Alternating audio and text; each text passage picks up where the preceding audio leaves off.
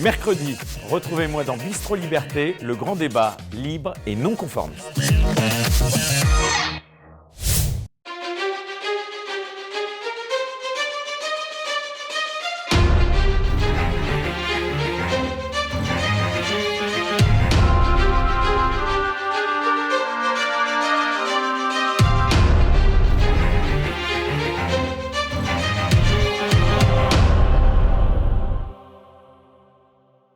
Bonsoir à tous et bienvenue dans Choc du Monde, le magazine des crises de la prospective internationale de TVL. Jusqu'où Zelensky pourra-t-il aller ? Jusqu'où Zelensky pourra-t-il emmener l'Ukraine face à la Russie ? Le dirigeant ukrainien a proposé un plan de la victoire à ses alliés occidentaux, mais celui-ci ne suscite guère leur enthousiasme. Alors pour en parler, pour comprendre les négociations qui pourraient avoir lieu, nous recevons le général Jean-Bernard Pinatel, qui a récemment publié l'essai Ukraine, le grand aveuglement européen. Mon général, bonsoir. Bonsoir. Et merci de répondre une nouvelle fois présent à l'appel de Choc du Monde. Les affaires avancent sur le front à la fois diplomatique et militaire ukrainien, ou en tout cas semblent avancer. Des fuites dans la presse américaine rapportaient que Zelensky serait en privé plus, je cite, flexible face à des négociations à venir, mais en public, il n'en est rien. Poutine, de son côté, déclare accepter par principe de négocier, mais ces conditions, bien sûr, sont très rudes. Le 24 octobre dernier, le dirigeant russe a ouvert la porte à un compromis, à condition toutefois qu'il soit, je cite encore, raisonnable, une manière de dire donc que Zelensky ne l'est pas. Mais général Pinatel, Vladimir Poutine l'est-il selon vous ?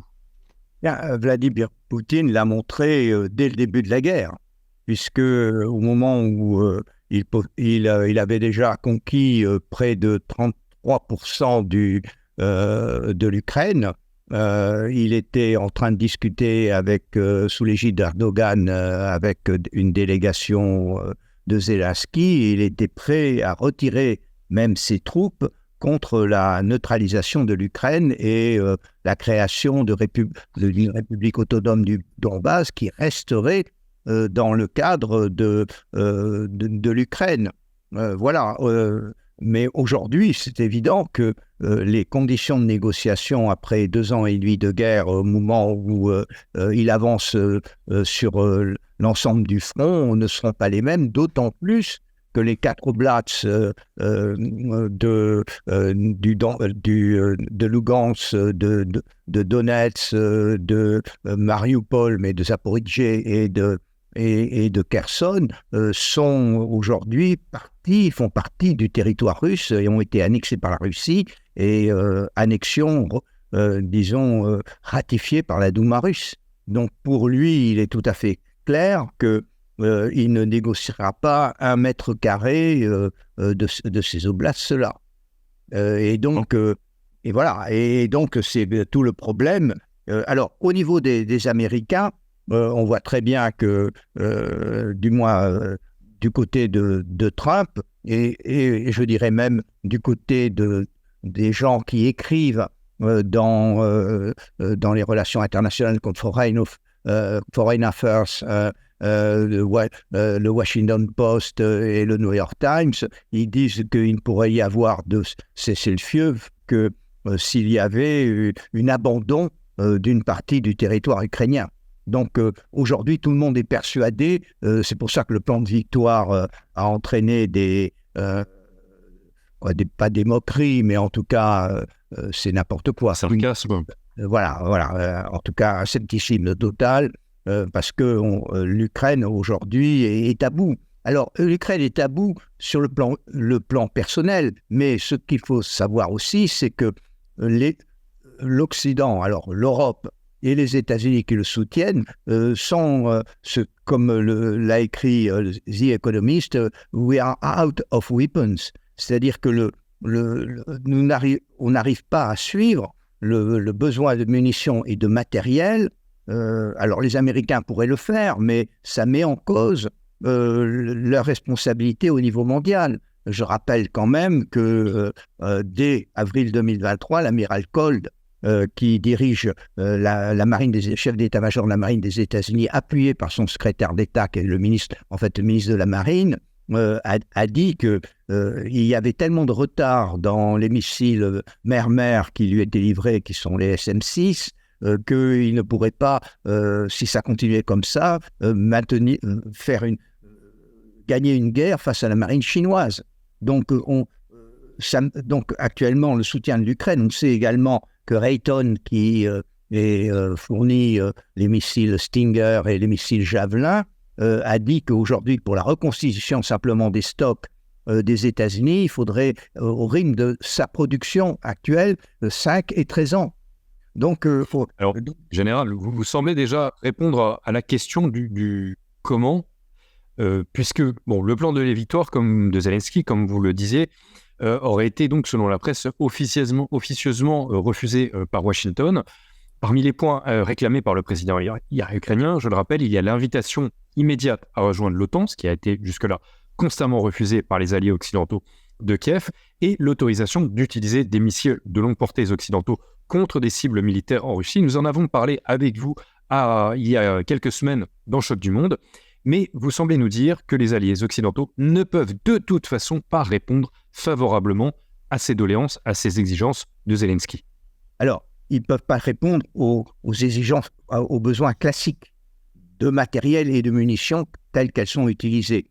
Par rapport à l'utilisation des missiles de longue portée, de moyenne portée, c'est-à-dire jusqu'à 400 km sur le sol russe, les Allemands ne veulent pas. Or, vous savez qu'aux États-Unis, on ne parle pas de l'Europe, on parle de l'Allemagne. L'Europe, pour les États-Unis, c'est l'Allemagne. L'Allemagne, pour eux, c'est la puissance industrielle de l'Europe, d'ailleurs, qui sont très contents d'avoir affaibli.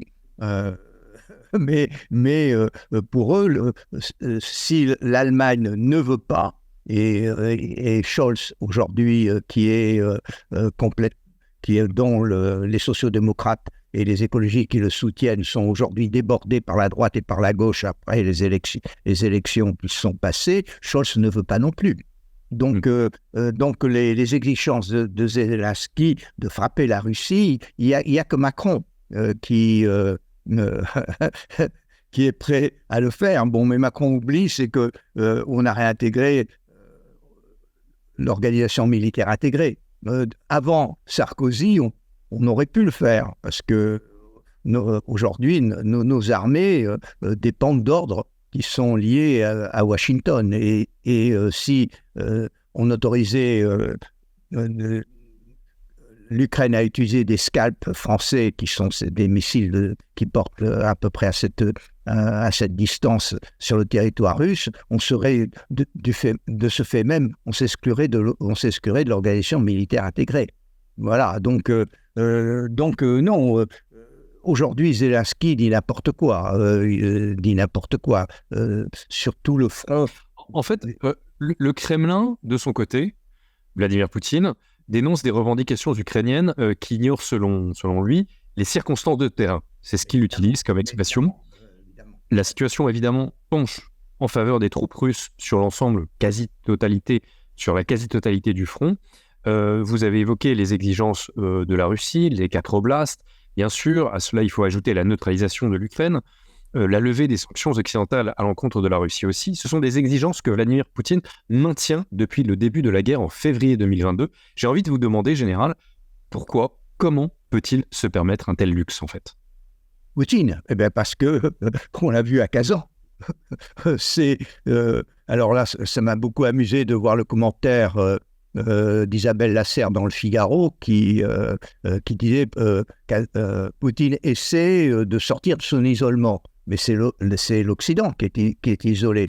Et l'Occident est isolé depuis 2022, quand il n'y a que 33 pays qui ont voté les sanctions sur 193 et que la moitié de ces pays les contournent. Et où les contournent soit directement, soit indirectement. Je vous rappelle quand même que les États-Unis n'ont jamais acheté autant d'uranium à la Russie que l'année dernière. Donc la Russie, qui est un grand fournisseur d'énergie et de matières premières, dont le monde a besoin pour son développement, n'est absolument pas isolé. À Kazan, quand même où c'était les BRICS et les invités, les gens les 36 États qui y étaient, et qui ne correspondent pas à l'ensemble des gens qui n'ont pas voté les sanctions, représentaient quand même 57% de la population mondiale et 67% des réserves de gaz naturel et de pétrole. Voilà, les gens qui ont donc... Poutine, il joue sur du velours. Il joue sur du velours. Il n'a pas mobilisé. La mobilisation n'existe pas en Russie. Les Russes vivent exactement à Moscou, dans les villes russes. On voit les reportages que font les Américains, vivent normalement.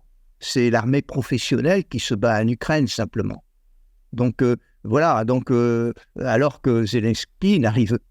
là, c'est les chiffres qui ont été donnés par la justice ukrainienne. Il y a les jeunes qui sont ramassés un peu brutalement, sont envoyés au front, désertent. D'ailleurs, même Le Point avait publié une interview d'un commandant de bataillon qui était parti au front avec un bataillon de 400 hommes en septembre 2023 et qui disait, c'était en décembre qu'il a publié ce truc-là dans le Point, aujourd'hui, j'ai 120 hommes qui ont déserté, j'en ai 60 que j'ai mis en tôle pour désertion, et il ne me reste plus que 7 fantassins et cavaliers, et ce qu'il me reste, c'est les officiers, les artilleurs et la logistique. Voilà, donc il avait perdu la moitié de son bataillon en 3 mois. Voilà, donc c'est la réalité.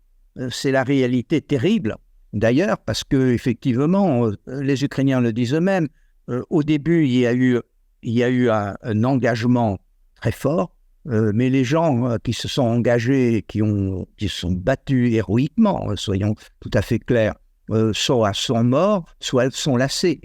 Et en revanche, ceux qui sont mobilisés de force, ben, ils n'ont pas envie de se battre. Or, vous savez, à la guerre, on peut survivre. On peut survivre en se cachant dans un trou ou en tirant en l'air. Ceux qui meurent et ceux qui sont blessés, c'est ceux qui tirent l'ennemi. Moi, c'est ce qui m'est arrivé. Donc, et ceux qui tirent en l'air, ils peuvent se cacher, et ils arrivent à survivre. Voilà. Donc c'est la réalité, malheureusement, du terrain pour l'Ukraine. Réalité du terrain pour l'Ukraine, Poutine militairement donc a fait le choix de la guerre d'attrition. C'est désormais la meilleure description, semble-t-il, pour ce choix stratégico-militaire, plutôt en fait que de la guerre de territoire, semble-t-il.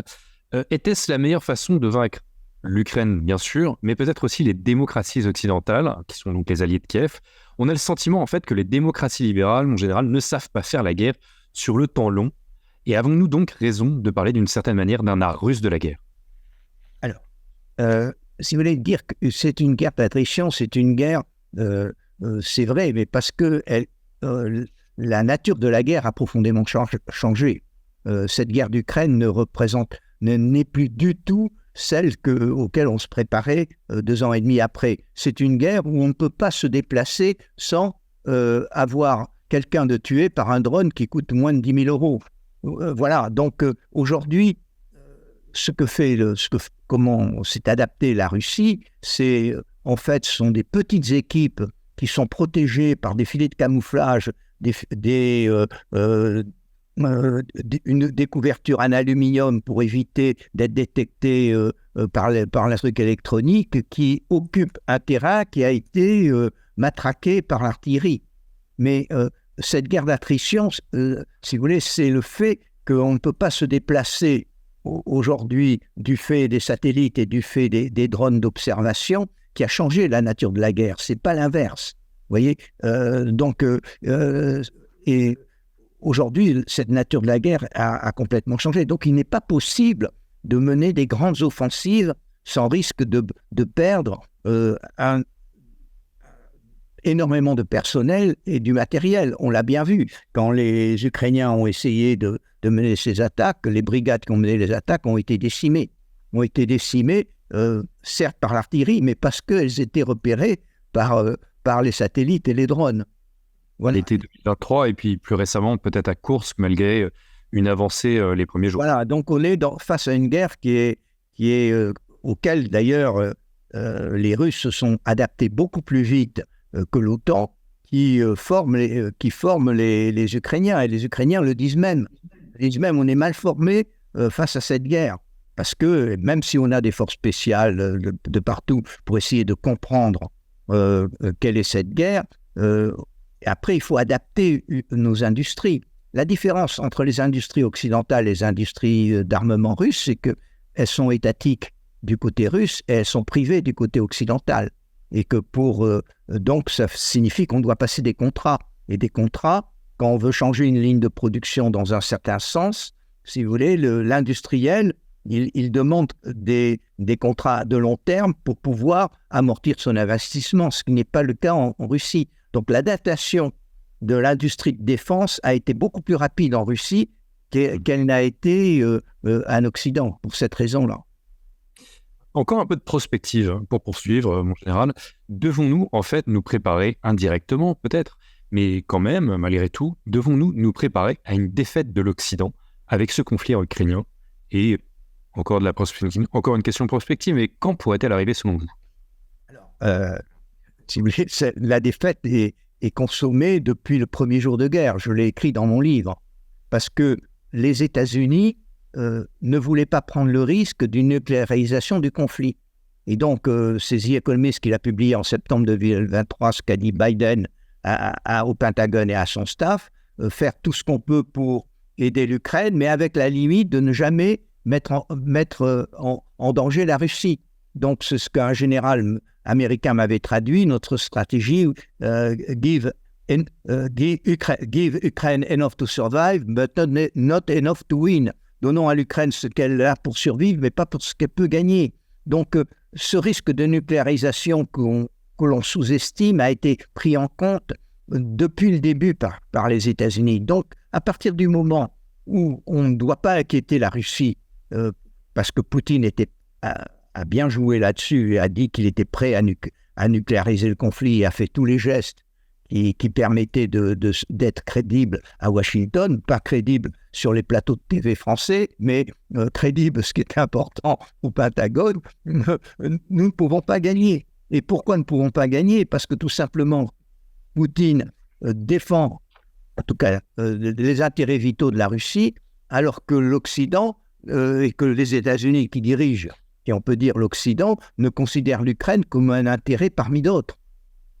Voilà, donc... Que répondez-vous à Emmanuel Macron?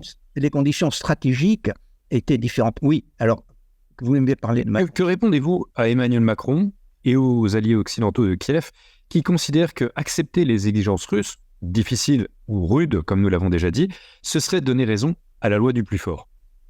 Et c'est nous qui l'avons faite, la loi du plus fort, si vous voulez, ce sont les Américains et l'OTAN qui ont ouvert la porte à la Russie. Et je rappelle quand même que Belgrade a été bombardé pendant 70 jours sans mandat de l'ONU, que les Américains et l'OTAN ont envahi l'Irak en 2003 et sans la France. Parce que Chirac avait refusé de participer parce qu'il savait très bien que les prétextes étaient des faux prétextes. Donc c'est nous qui avons ouvert la porte. Alors la loi, d'ailleurs c'est ce que les Indiens ont répondu aux Américains quand ils leur ont dit mais pourquoi alors que on vous considère comme un partenaire contre la Chine, vous aidez la Russie? Et bien, ils l'ont dit pour deux raisons.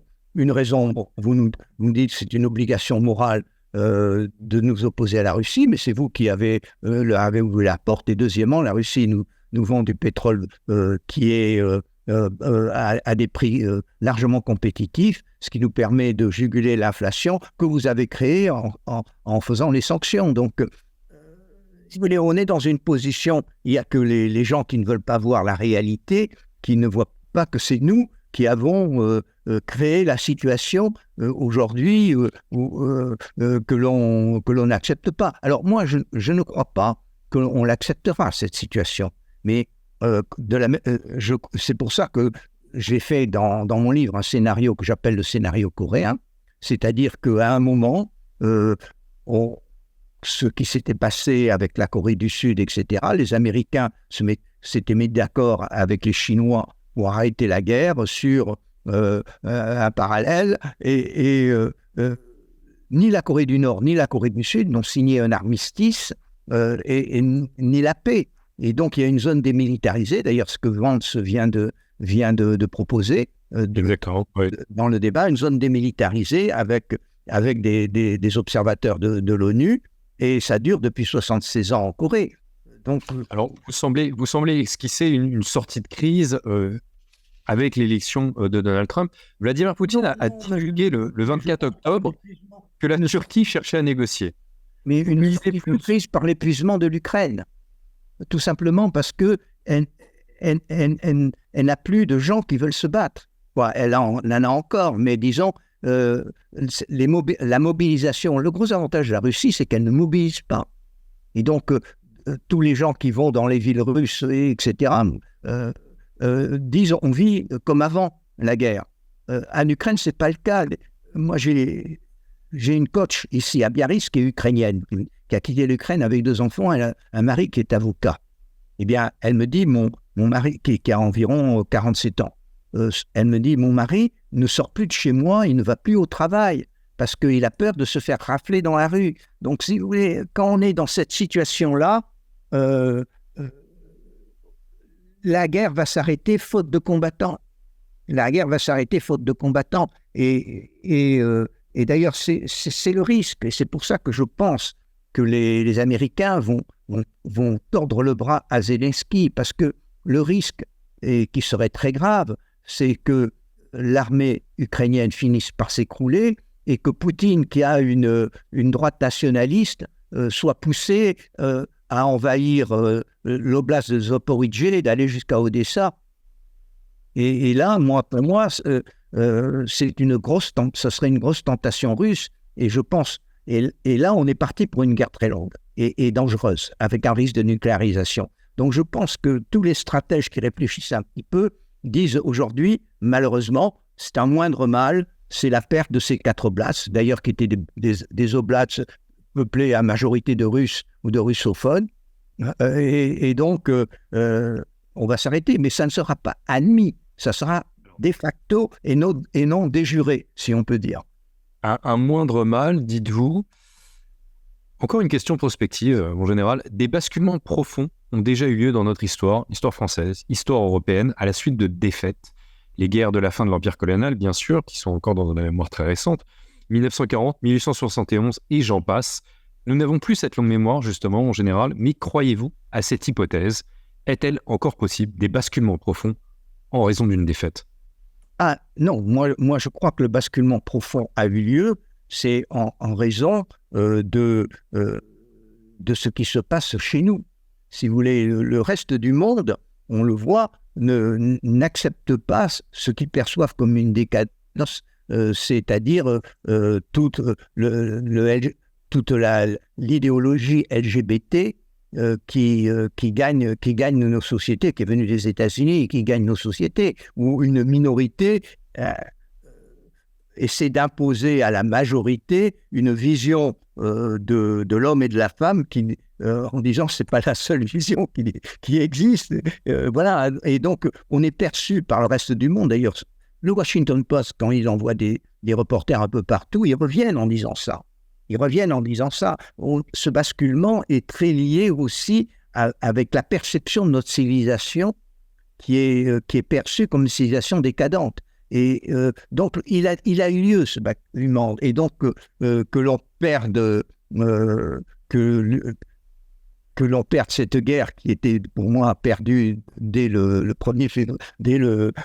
février 2022 ne changera rien à ce basculement qui on l'a vu avec Kazan, se concrétise et finalement se concrétise par des actes, pas uniquement par des visites. Un basculement qui a déjà eu lieu. Eh bien, Général Jean-Robert Raphaël, merci encore. Ce sera le mot de la fin. Je rappelle que vous êtes l'auteur de Ukraine, le grand aveuglement européen, carnet de 2 ans de guerre aux éditions Balland. Merci encore, mon général, d'avoir répondu présent à l'appel de Jacques du Monde. Merci à tous d'avoir suivi cette émission. Surtout, n'oubliez pas de la partager et de la commenter. Merci et bonne soirée. Merci à vous.